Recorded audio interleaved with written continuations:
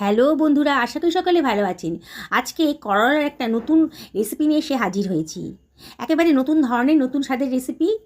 অনেকেই কিন্তু করলা খেতে একেবারে পছন্দ করেন না, কিন্তু এইভাবে যদি করলা বানান তাহলে কিন্তু সবাই চেয়ে চেয়ে খাবে।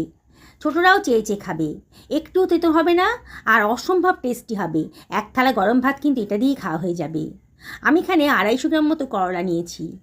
করলাকে আগে থেকে ভালো করে ধুয়ে পরিষ্কার করে নিয়েছি। করলার বোটার দিকটা আর মাথার দিকটা কেটে বাদ দিয়ে দিয়েছি, আর করলাগুলোকে মাঝখান দিয়ে একটু চিড়ে চিড়ে দিচ্ছি। এইভাবে চিড়ে দিলে করলাটা তাড়াতাড়ি সেদ্ধ হয়ে যাবে। আমি সমস্ত করলাগুলোকেই একইভাবে রেডি করে নিলাম। আমি এখানে দুখানা পেঁয়াজ নিয়ে নিয়েছি, মাঝারি সাইজের পেঁয়াজ। পেঁয়াজের খোসাটাকেও কেটে নিয়ে পেঁয়াজটাকে দেখুন ওপর থেকে একটু কাট লাগিয়ে দিচ্ছি। এইভাবে কাট লাগিয়ে দেবেন। হয়ে গেছে, সরিয়ে রাখলাম।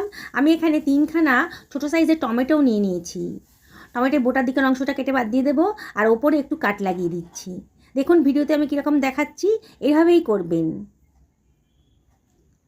সবগুলো টমেটো এভাবে কাট লাগিয়ে দিলাম। আমি কড়াইতে গরম জল বসিয়ে দিয়েছি, আর এর ভেতর দিয়ে দিলাম 1/2 টেবিল চামচ মতো লবণ। লবণটা জলের সাথে খুব ভালো করে মিশে গেছে যখন, তখন আমি এর ভেতর দিয়ে দিচ্ছি 1 টেবিল চামচ মতো চিনি। চিনিটা দেওয়ার চেষ্টা করবেন, তাহলে কিন্তু অতটা তেতো ভাব থাকবে না। তবে চিনি যদি আপত্তি থাকে তাহলে অ্যাভয়েড করবেন। জলের সাথে চিনি আর লবণটা ভালো করে মিশে গেছে যখন, তখন আমি দিয়ে দিচ্ছি কেটে ধুয়ে রাখা করলাগুলো, আর দিয়ে দিচ্ছি পেঁয়াজ দুটো। টমেটোগুলোকেও দিয়ে দিলাম। অসম্ভব টেস্টি একটা রেসিপি আজকে তৈরি হতে চলেছে।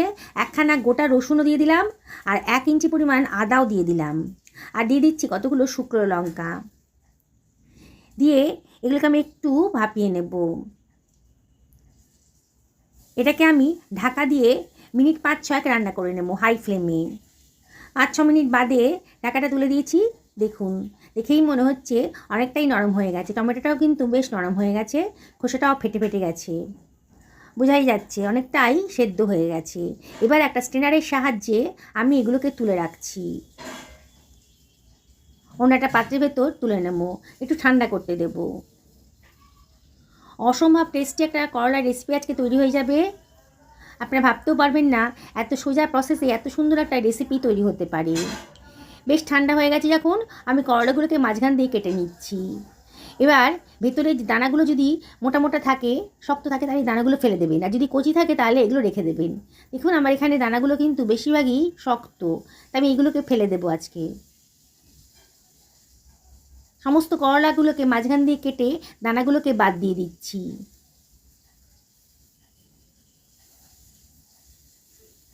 এইভাবে সমস্ত করলাগুলোকে আমি রেডি করে নেব। তারপরে করলাগুলোকে আমি কুচি কুচি করে কেটে নিচ্ছি। খুব পাতলা পাতলা ছোটো ছোটো করে কেটে নেব। সমস্ত কড়াগুলো কাটা হয়ে গেছে, সরিয়ে রাখছি। এবার আমি পেঁয়াজটাকেও কেটে নিচ্ছি। সেদ্ধ হয়ে গেছে, পেঁয়াজটা অনেকটাই নরম হয়ে গেছে, কেটে নিচ্ছি।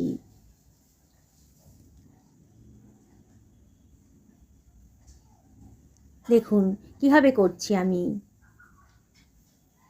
সমস্ত পেঁয়াজগুলো কাটা হয়ে গেল, সরিয়ে রাখলাম। এবার লঙ্কার বোটাগুলোকে আমি ফেলে দেব, ছাড়িয়ে নিয়ে ফেলে দিচ্ছি। রসুনটা সিদ্ধ হয়ে গেছে তো, তাই খোসা ছাড়াতে বেশি সময় লাগবে না। রসুনের কোয়াগুলো খোসা থেকে বাদ দিয়ে দিচ্ছি। দেখুন খোসাটা ফেলে কোয়াগুলো নিয়ে নেব, খুব তাড়াতাড়ি হয়ে যাবে। সমস্ত রসুনটাকেই আমি কোয়াগুলো নিয়ে নিলাম, রসুনের কোয়াগুলো নিয়ে নিলাম। আর টমেটোর খোসাটাও দেখুন কত সহজেই কিন্তু ছাড়ানো যাচ্ছে, সেদ্ধ হয়ে গেছে তো, এইভাবে ছাড়িয়ে নিলাম খোসাটা।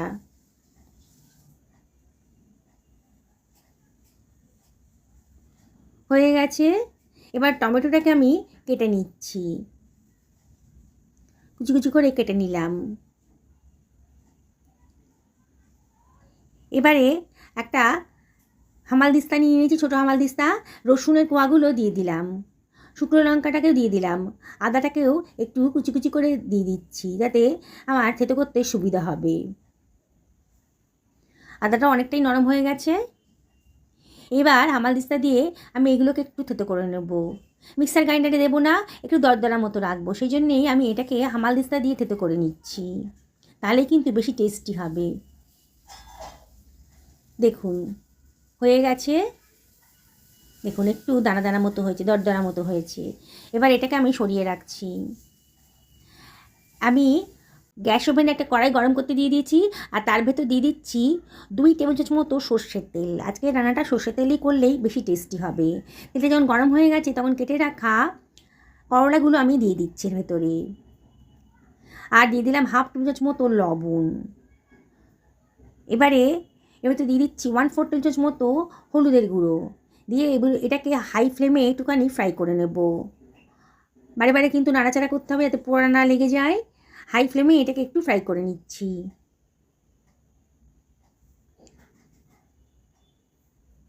দেখুন মিনিট খানিক নাড়াচাড়া করার পরেই কিন্তু করলার কালারটা চেঞ্জ হয়ে গেছে। এবার করলাগুলোকে আমি কড়াই এক সাইডে সরিয়ে রাখছি, আর ওই তেলের ভেতর দিয়ে দিলাম 1/4 টেবিল চামচ মতো গোটা জিরে, আর দিয়ে দিচ্ছি আদা রসুন আর শুকনো লঙ্কার পেস্টটা, পুরোটাই দিয়ে দিলাম হামানদিস্তা থেকে। দিয়ে এটাকে একটু ভাজা ভাজা মতো করে নিচ্ছি ওই তেলের ভেতরেই, একই কড়াইতেই করে নিচ্ছি, তাহলে আমার সুবিধা হবে। দেখুন সাইড করে এটাকে একটুখানি ভাজা ভাজা মতো করে নেবো নাড়াচাড়া করে।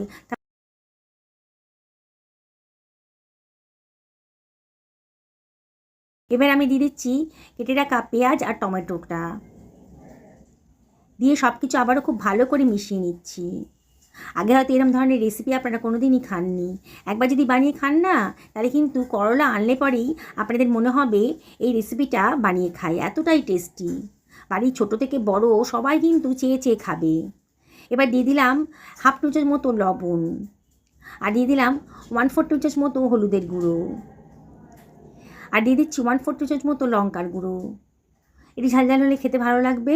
সব কিছু আবারও ভালো করে মিশিয়ে নিচ্ছি। যেসব বন্ধুরা রেসিপিটা দেখছেন অথচ এখনও আমাকে সাবস্ক্রাইব করেননি, তাদের কাছে আমি একান্ত রিকোয়েস্ট করছি আমার চ্যানেলটা সাবস্ক্রাইব করার জন্যে। ঢাকা দিয়ে মিনিট 5 রান্না করে নেব মিডিয়াম টু হাই ফ্লেমে।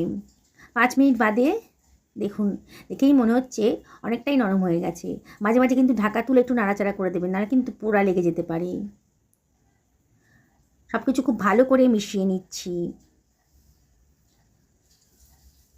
দেখুন কত সুন্দর দেখতে লাগছে, দারুণ সুন্দর দেখতে লাগছে, দেখেই কিন্তু খেতে ইচ্ছা করবে। এবার এর ভিতরে আমি দিয়ে দেবো খানিকটা ধনেপাতা কুচি, খুব সুন্দর টেস্টটা আসবে। আবারও সব কিছু খুব ভালো করে মিশিয়ে নিচ্ছি। যেসব বন্ধুরা ফেসবুক থেকে দেখছেন তাদেরকে আমি রিকোয়েস্ট করব আমার পেজটা ফলো করার জন্যে। সব কিছু খুব ভালো করে মিশিয়ে নিলাম, আমার কিন্তু রেডি হয়ে গেছে। গরম ভাতের সাথে এরকম একটা রেসিপি থাকলে কিন্তু আর কি চাই। এবার একটা সার্ভিং প্লেটে এটাকে আমি সার্ভ করে দিচ্ছি। একবার খেয়ে দেখুন, বারে বারে মনে হবে যে এই রেসিপিটা বানিয়ে খাই, এতটাই টেস্টি। দেখুন কত সুন্দর দেখতে লাগছে, কতটা লোভনীয় হয়েছে, দেখেই কিন্তু বানাতে ইচ্ছে করবে। আর করলা খাওয়া কিন্তু স্বাস্থ্যের পক্ষে ভীষণই ভালো। দেখুন কতটা সুন্দর দেখতে লাগছে। আমি আপনাদেরকে আবারও রিকোয়েস্ট করব, বাড়িতে করলা থাকলে আজকেই বানিয়ে ফেলুন, পরিবারের সকলকে খাওয়ান, নিজেও খান। সুস্থ থাকুন, ভালো থাকুন, নমস্কার।